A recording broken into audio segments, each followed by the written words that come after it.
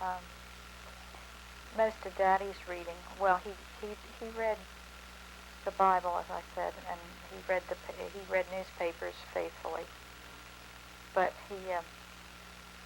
there was always a bedtime story in the evening paper, and I remember crawling up on his lap to hear him read this. It was a I think Thornton Burgess had written these animal tales, and it was usually one of them, and I enjoyed that. But Mother read to us quite a bit too. I remember her reading to us at night. I was sick a good deal when I was small, and had a kidney malfunction of some kind. It was called pyelitis, and I was spent a good deal of time in bed, from the time I was around 2 to 3, and in fact even had my own registered nurse part of the time. And Daddy built an enclosure at one end of the side porch as an area where I could get some fresh air out, sit on like a beach chair they put out there, and wrapped me all up in blankets and stuff, so I could fresh air was kind of the panacea for all ills back then. That was what they did even for tuberculosis patients. They have TB sanatoriums for primarily just fresh air, places where they had fresh air for them. We always thought it was necessary to have our windows open at night, our bedroom windows, even in the winter. We needed blankets. Yeah, right.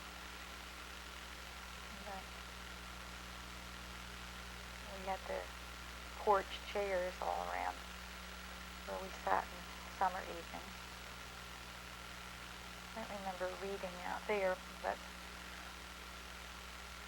Ellen liked to read. We had a library it's still there, the same building in Hatboro.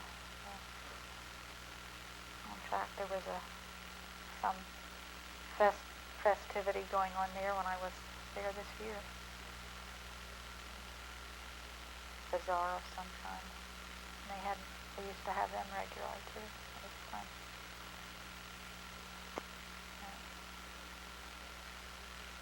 We didn't get the westbound yet, but I guess the boys went to school. They did. Yes, it was a family tradition.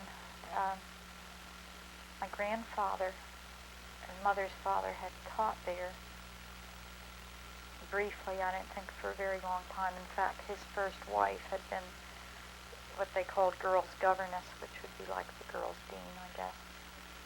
I guess I didn't tell you anything about him yet either, did I? Isaac Hall. He was born in 1829. And his first wife, Abigail Hall, had been Abigail Williams, and she was somewhat older than he. I don't know when she was born. And my grandmother, Phoebe Harvey, when she was little, she was Phoebe Hatton, and her mother had TB and knew that she wouldn't live to raise her children, so she made arrangements for 2 different couples to take the children and raise them before her death. And I don't know why that was necessary. Don't know anything about her husband. Don't know anything about him. But Isaac and Abigail Hall took grandmother to raise when she was quite young. I think she was about 5. And when she was about 20, Abigail died. And within a year or so, she married Isaac, the man that had raised her. And he operated a fruit farm out in Chester County and also taught school and had built a little school on their property for the neighborhood children. And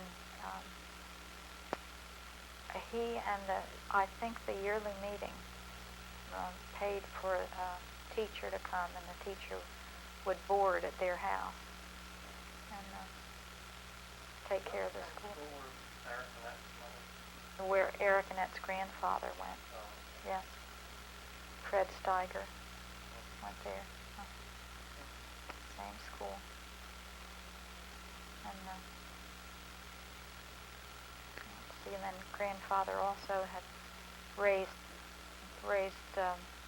pigs, and I don't know what else, but he made scrapple and had a booth at the Reading Terminal Market where he sold Hall's scrapple. So that was interesting to go and see that again. The Reading Terminal Market's still operating. We just had lunch there this summer, or in May when I was up. The chain and market. Now I can't remember what you were asking me about. Westtown, okay. Well,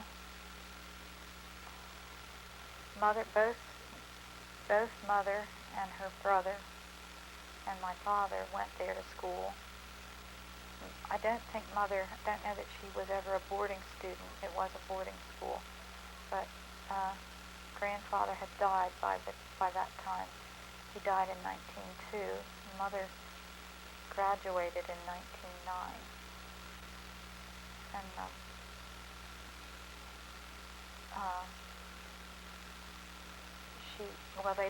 they lived in the house where the headmaster lived when I was there, James Walker's house at the end of the lane, called it.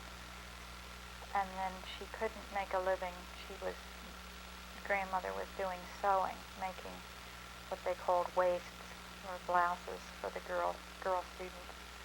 And she couldn't make ends meet that way, so they moved to the farmhouse, which is the picture on the plate over the piano. And grandmother, I believe, was the first one to operate that as a boarding house. And I remember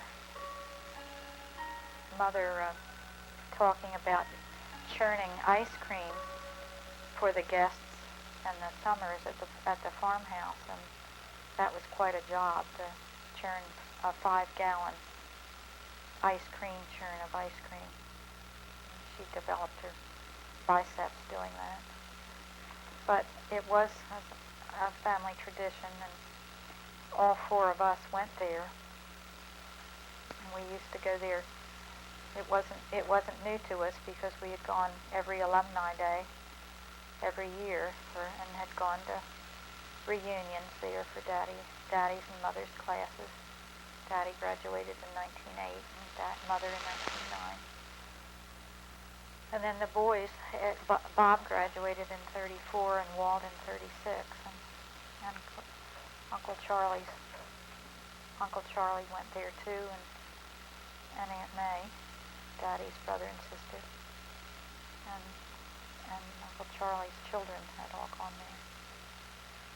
So it was a family tradition, and I really didn't want to go. I was happy at Hatboro, but I felt as if it would. That Daddy and Mother finally told me that I really didn't have to go if I didn't want to, but I knew that it would be a great disappointment to them if I didn't. So I did, and I was pretty homesick at first, but then enjoyed it. I liked it, but in retrospect, I realized that's not a good time to be away from home. That's the time to learn a lot about parenting. And you need your parents at a time like that. But Quakers had a very high opinion of education. And I realized after I was saved that that's one of the many gods I had put before him. It was very important. Getting good grades was important, and being smart and all that. I wasn't the smartest in the family by a long shot. Ellen and Bob both were Phi Beta Kappas. Walt was a mechanical engineer, did very well, but he and I enjoyed our social life more than the others did.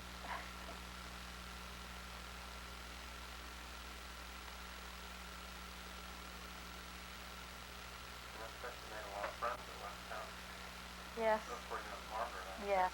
Mm-hmm. Yeah, that was one of the good points about it. We did make lasting friendships there. But really, Margaret, well, the fact that she's a Christian makes the difference. We have stayed in contact all the years. We were roommates our senior year. And at the time we were there, her family was living in South America. Her father was an engineer with International Palantel, and they lived in both Argentina and Brazil. And so she had a pretty interesting life.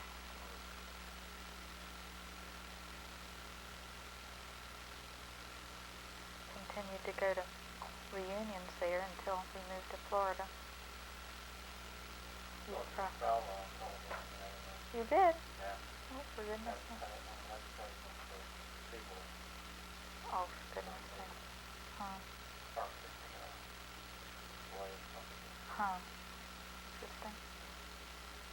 Well, he was at Westtown when I was, and also at Earlham. So, although a year behind. Yeah, I remember at Earlham, he always did like birds. He was a naturalist from the beginning, I guess. And he had 2 baby owls in his bedroom, in his dorm room at Earlham. And we were allowed one time to go up to see them. They were cute as they could be. They perched on top of a curtain rod and turning their heads all the way around. It was fun. He's an interesting person.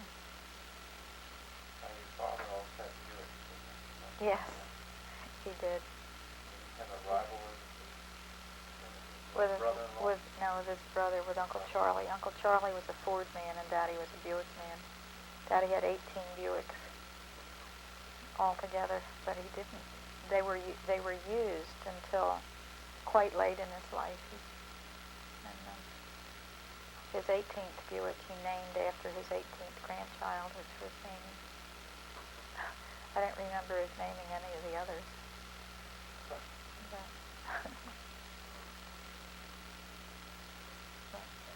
we often had two Buicks, one for Mother and one for Daddy. And he took very good care of them. We had a 2-car garage, and he kept them spotless and well cared for. There were always people waiting for him to turn in his car because it was a good used car. I remember Walt teaching me to drive a 32, I think it was 36 Buick. Oh, it couldn't, yes, it was a 36 Buick up in the Poconos. Daddy and Mother had bought a little cottage at Indian Lake.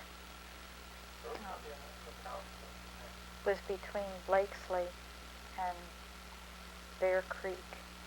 I don't remember the route number, but not very far from Wilkes-Barre. And we had relatives in Wilkes-Barre West Pittston was near. That's where Abby's family lived. And then grandmother's stepdaughter, her husband lived in Wilkes-Barre. You don't remember how far back? Well, it was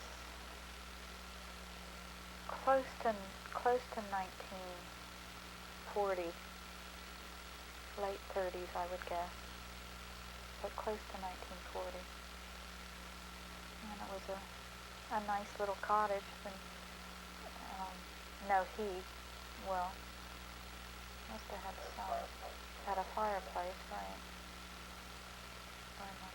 Lots of blueberry bushes in the woods. Mother loved that. But the lake was quite cold. We had a little aluminum rowboat we used on that. That was fun. The lake was quite small. It was about 1.5 miles around. And Oh, the deer flies were horrendous. We'd take walks and would just have, by the time we got halfway around, we'd have a swarm of 80 or 100 of them just swarming around our heads. And, oh, it was terrible. And we didn't have, I don't remember that we had insect repellents then. We did a lot of swatting. And had a lot of welts. But I remember Ellen bringing college friends there, so we were not little when they had that.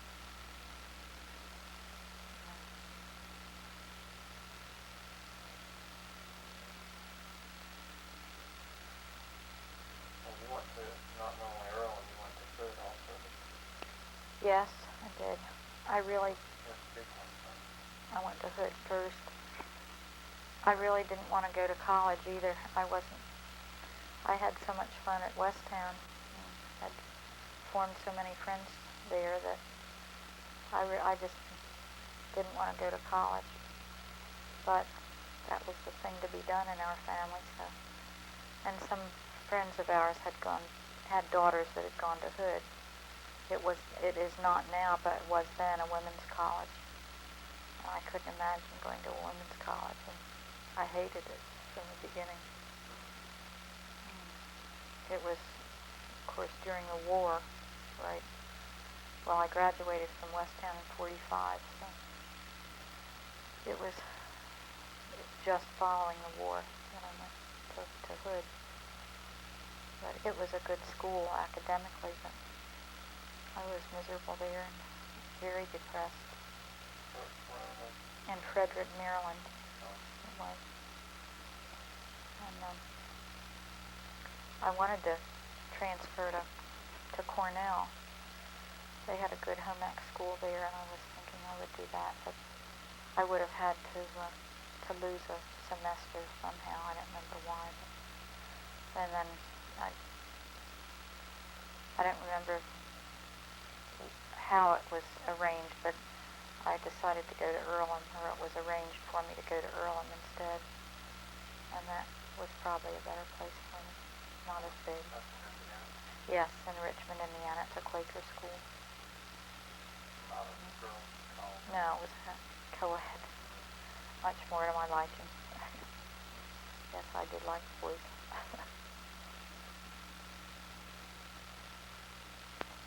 Yeah, I majored in that kind of thing. And not a Christian. And that would have been after the war then. Yeah, I graduated there in '49. As a home ec major. Yes. And Dad and I were married that summer after I graduated.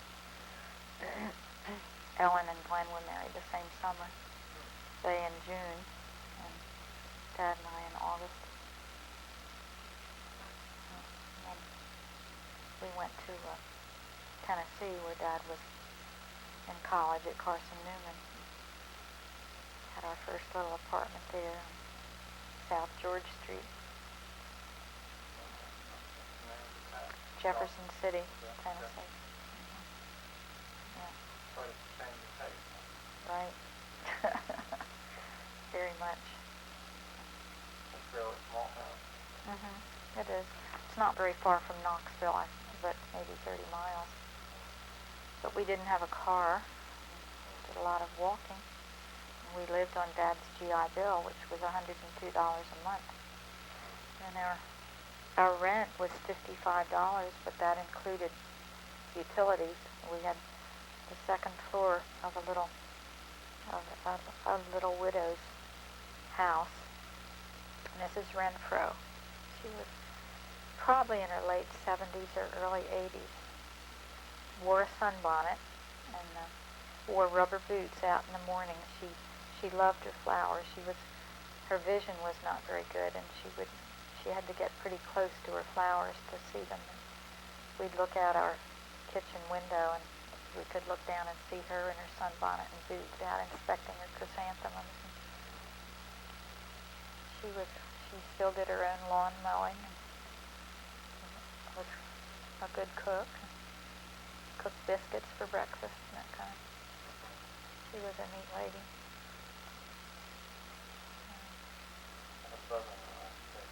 Yes. Yes, she was. There was a neighbor. Well, Mrs. Renfro, whatever work she did got done in the morning, and then she visited in the afternoons. She called on various folks, and she had a very active social life. And one of the folks she called on, I wish I could think of the name. It was a very southern name. It was a big house right up the street, right up the hill from us and across. And the daughter in that house had, as they say, taken to her bed when she was quite young, apparently over a disappointed love affair, and was an invalid and spent her life in bed. Can you imagine that? Mrs. Renfro would go and visit her, take her flowers or some kind of a goodie. And,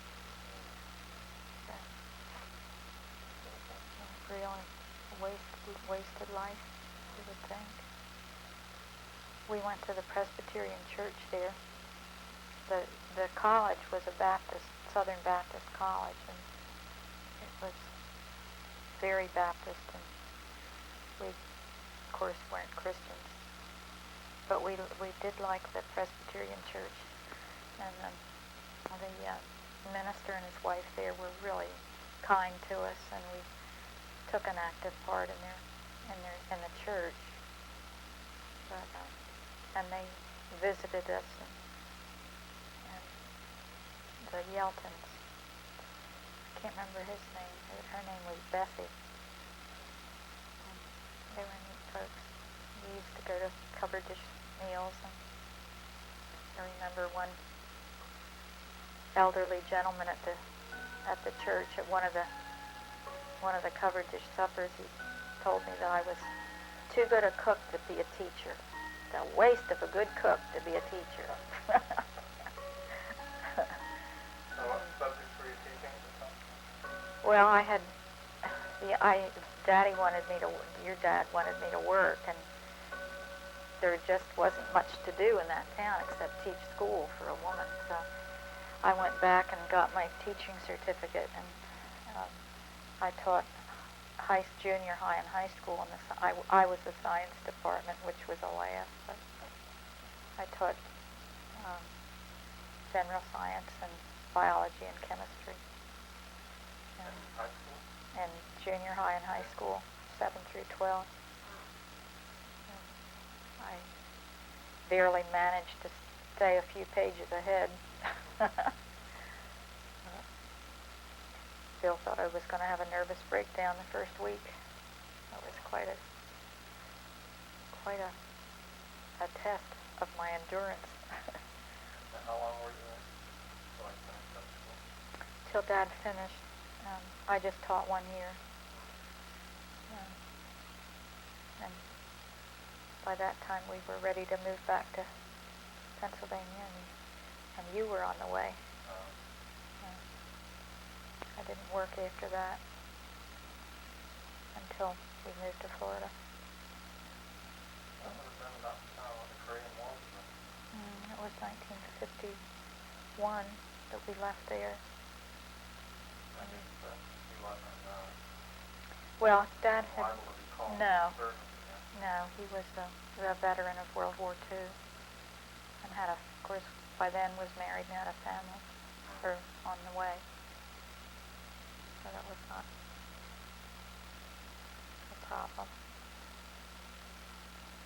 Okay, that's fine. And you lived at the Turner's apartment. Was that the first place you lived there, or is that? Well, when we came back from Tennessee, we were staying at Dad and Mother's in Hatboro, in my old bedroom, and Dad had gone to work for Abbott Dairy as what was supposed to be a college training program for college students, but it didn't turn out to be that. He was just a plain milkman. And he had an accident with our car, so that we financially couldn't afford to live independently. So we stayed with Dad and Mother that fall, and then in January, before you were born in March, we rented this little apartment that had been a garage on this nice property in Old Oak Lane in Philadelphia. It was a corner lot with a high wrought iron fence clear around it, and the Pernas were Italian. One was Italian and one was Sicilian. They had 6 children in this wonderful old Tudor house with, it was quite a house. It was a glass tile imported from China in the bathrooms, and a marble floor in the basement, and gorgeous parquet hardwood flooring. And when we first went in, they had advertised in the paper, and we went quickly to answer the ad. It sounded like just what we wanted, and I was very obviously with child, and they had said no children, but they liked us, and they rented it to us. But we couldn't imagine.